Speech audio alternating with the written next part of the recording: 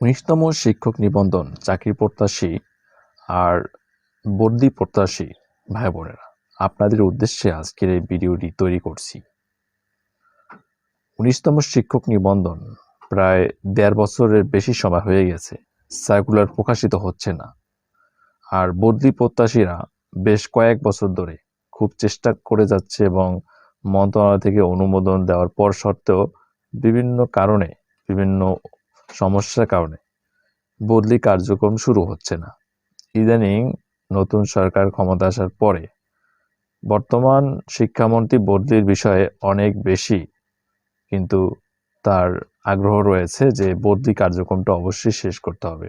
এখন অনেকের মধ্যে সন্দেহ জেগেছে যে ১৯তম শিক্ষক নিবন্ধন যদি সার্কুলার প্রকাশিত হয়ে যায় তাহলে বদলি কার্যক্রম কি আবারও পিছিয়ে যাবে।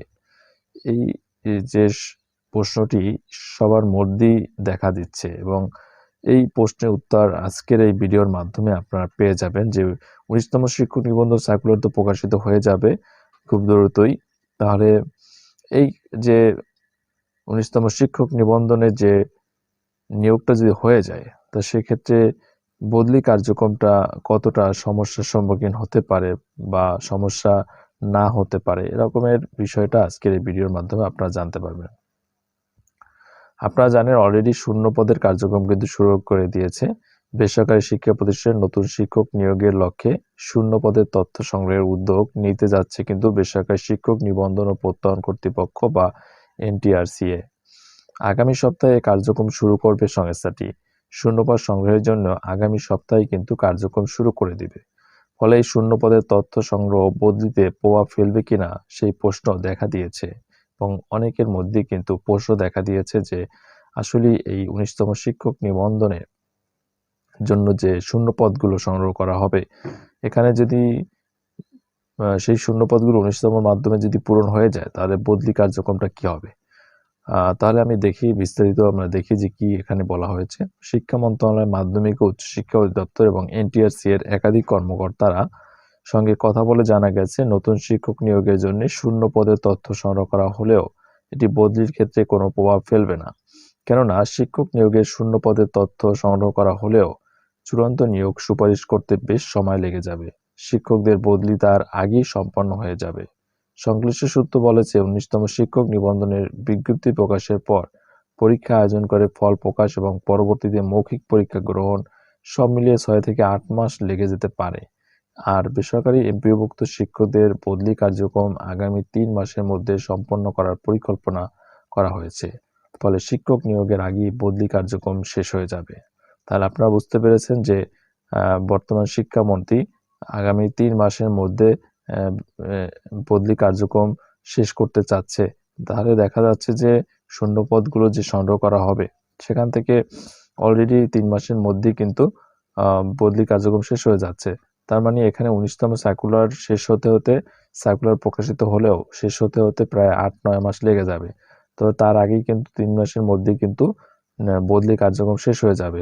তাহলে এখানে বোঝা যাচ্ছে যে ১৯তম শিক্ষক নিবন্ধনের শূন্য পদগুলো আগে হচ্ছে বদলি কার্যক্রমের জন্য যেগুলো লাগে সেগুলো তো পূরণ হবে। তারপর যেগুলো থাকে সেগুলো থেকেই হচ্ছে ১৯তম সার্কুলারগুলো শেষ হবে। তো এ বিষয়ে জানতে চাইলে শিক্ষা মন্ত্রণালয়ের মাধ্যমিক ও উচ্চশিক্ষা বিভাগের অতিরিক্ত সচিব বেসরকারি মাধ্যমিক মোহাম্মদ মিজানুর রহমান দ্য ডেইলি ক্যাম্পাসকে বলেন, শিক্ষকদের বদলির বিষয়টি গুরুত্ব সহকারে দেখা হচ্ছে।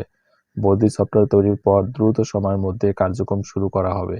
আগামী ২ থেকে ৩ মাসের মধ্যে বদলি চালু করা সম্ভব হবে বলে মনে করছি। নাম অপ্রকাশিত রাখার শর্তে মন্ত্রণালয়ের কর্মকর্তা বলেন, নতুন শিক্ষক নিয়োগের শূন্য পদের তথ্য সংগ্রহ করা হলেও এটি বদলির জন্য বাধা হবে না। শূন্য পদের তথ্য নেওয়া হলেও নিয়োগ সুপারিশের আগ পর্যন্ত সেটি উন্মুক্তই থাকবে। ফলে এই পদগুলোর বিপরীতে শিক্ষকরা বদলি হতে পারবেন। তবে বদলির কারণে নতুন শিক্ষকদের নিজ জেলার বাইরে সুপারিশ পেতে পারেন। তবে বদলির কারণে নতুন শিক্ষকদের নিজ জেলার বাইরেও কিন্তু সুপারিশ পেতে পারেন। জানা গেছে এনটিআরসি এর সুপারিশে নিয়োগ পাওয়া শিক্ষকদের আগে বদলির কোনো সুযোগ ছিল না। আগে কখনোই এনটিআরসি এর মাধ্যমে সুপারিশপ্রাপ্ত কোনো শিক্ষকরা কিন্তু কখনোই বদলির কার্যক্রমের মধ্যে ছিল না। এখন এই নতুন শুরু হতে যাচ্ছে এবং এটা কিন্তু এমপিভুক্ত শিক্ষকদের জন্য একটি বড় একটি সুযোগ এবং অনেক আমরা বলতে পারি খুবই আনন্দের একটি খবর। কারণ আমরা জানি এনটিআরসির যে শিক্ষকরা রয়েছে সেই শিক্ষকরা কিন্তু 300 মাইল 400 মাইল দূরেও কিন্তু চাকরি করে, পরিবার রেখে এত দূরে থাকে। তার ভেতরে তো জানেন যে ভাষা ভাড়া আমাদের এমপিওভুক্ত শিক্ষকদের খুবই কম দেওয়া হয়। এত দূরে থেকে বাসা ভাড়া এবং অন্যান্য খরচ বহন করে চলতে হয়। তো এইগুলো থেকে যখন আমরা শিক্ষকরা নিজ এলাকায় নিজ বাড়ির পাশে আমরা চাকরি করতে পারবো, তখন কিন্তু আমাদের অনেক খরচ কমে যাবে। তো সেক্ষেত্রে আমাদের কিন্তু যে বদলি কার্যক্রমটা শুরু করতে যাচ্ছে, এটা আমাদের জন্য এবং ভবিষ্যতে যারা শিক্ষকরা আসতেছে, আপনারা 19তম মাধ্যমে যারা আসবেন তাদের জন্য কিন্তু এটা অবশ্যই দরকার। তাই এটা সবার জন্যই কিন্তু অনেক গুরুত্বপূর্ণ। প্রকাশিত গণবিজ্ঞপ্তিতে আবেদন করে তারা প্রতিষ্ঠান পরিবর্তনের সুযোগ পেতেন। প্রথম থেকে তৃতীয় গণবিজ্ঞপ্তি পর্যন্ত ইন্ডেক্সধারী শিক্ষকরা এই সুযোগ পেলেও চতুর্থ গণবিজ্ঞপ্তি থেকে শিক্ষা মন্ত্রণালয় তাদের আবেদন করার সুযোগ বন্ধ করে দেয়।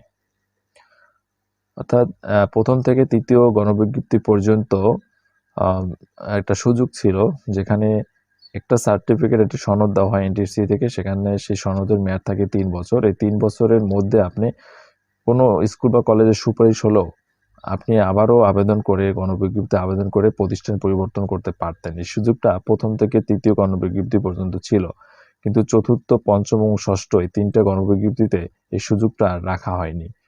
ফলে আর একজন শিক্ষক যখন সুপারিশপ্রাপ্ত হয়ে যায় কোনো স্কুল বা কলেজে, তখন আর অন্য কোনো প্রতিষ্ঠানে আবেদন করতে পারেনি।